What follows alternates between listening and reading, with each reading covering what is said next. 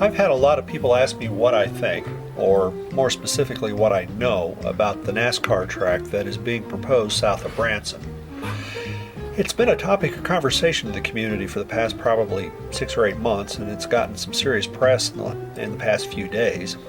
And despite all the discussion, and despite all of the press coverage, there's surprisingly little actual information out there about it. Almost nobody's seen it. When you drive down Highway 65 around the Highway 86 intersection where it supposedly is, you can't see anything. There's no signs, no grand entrance, no signs of construction activity. And most people are surprised to find that there's been quite a lot of clearing and excavation work done already.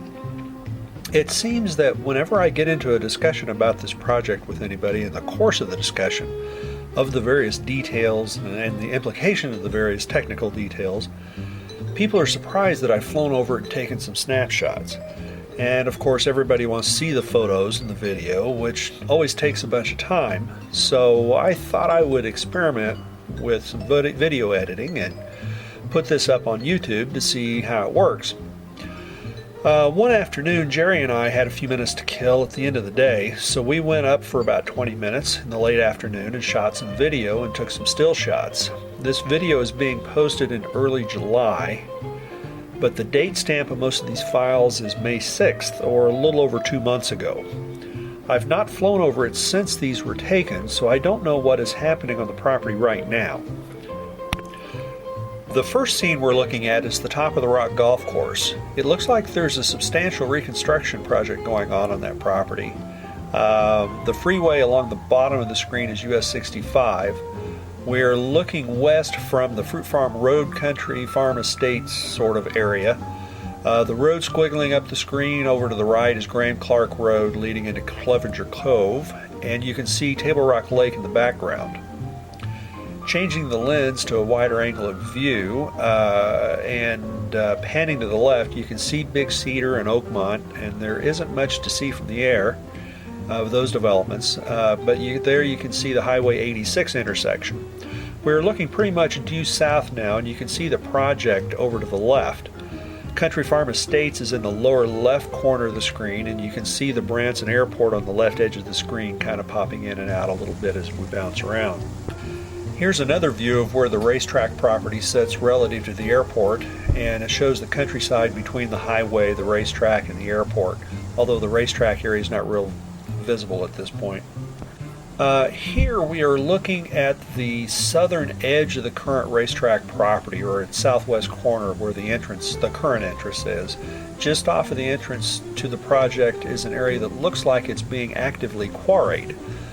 When we zoom in, you can see a bunch of equipment and a ramp up from the quarry to the main development, but it's hard to really tell any details from the video. You have to go to the stills.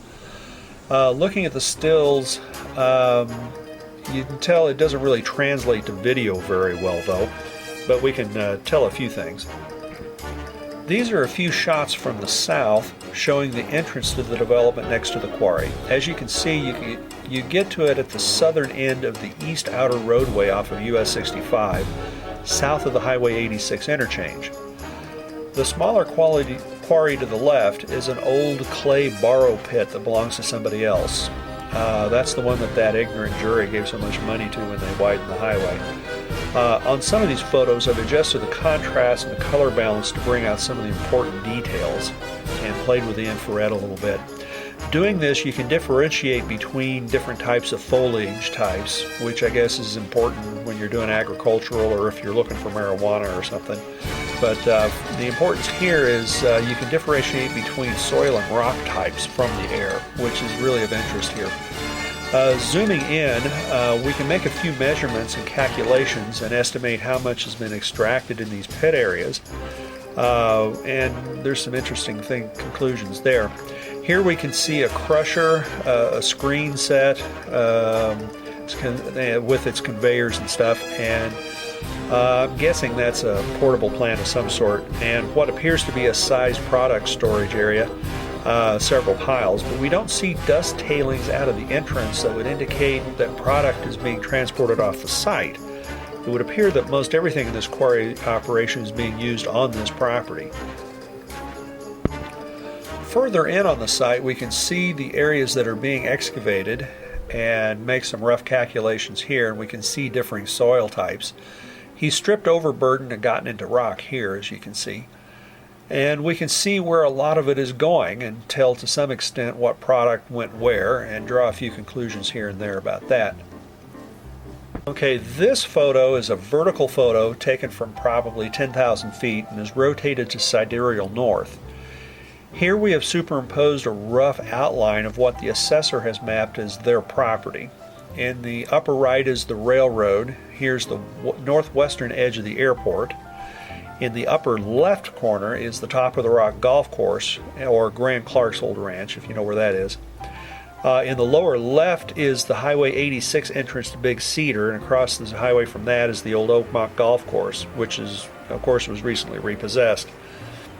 And this is the Highway 86 intersection on US 65. Of course, US 65 is the big freeway looking thing that runs down and curves around the south of this property.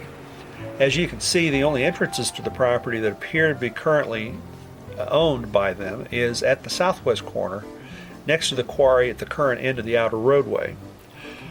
According to the assessor, he's got a little over 800 acres. The potential to expand is mostly to the southeast. There's probably 250 acres owned by Dalton's family.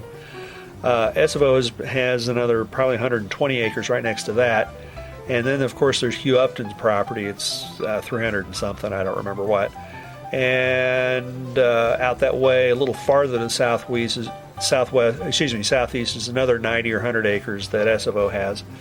All of which probably total another 800 acres or so, and all of which separate this property from the southern end of the Tennessee Ernie Ford Ranch, or what most non-natives here know of as the Branson Creek property over to the east. Of course, the Ford Ranch or Day Ranch south of the airport is a bunch, but you have to cross Turkey Creek and the railroad to get to it.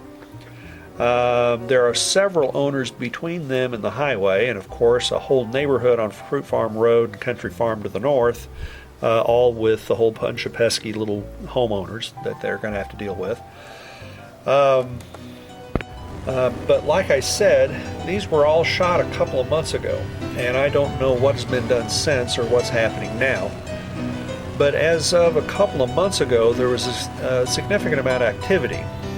Here you can see several trucks moving material. In this video, I've tried to stick to obvious broad facts. I've avoided getting into too much of the details of the observations. I've hopefully avoided conveying any conclusions or voicing any real opinions, but I will make one observation that might be helpful. His 800 acres is probably not going to be enough for what the community has been told is the scale of what's being proposed. And he's cleared only about a third of that 800 acres. Clearly what we see here is only a fraction of what will be needed for what is being proposed.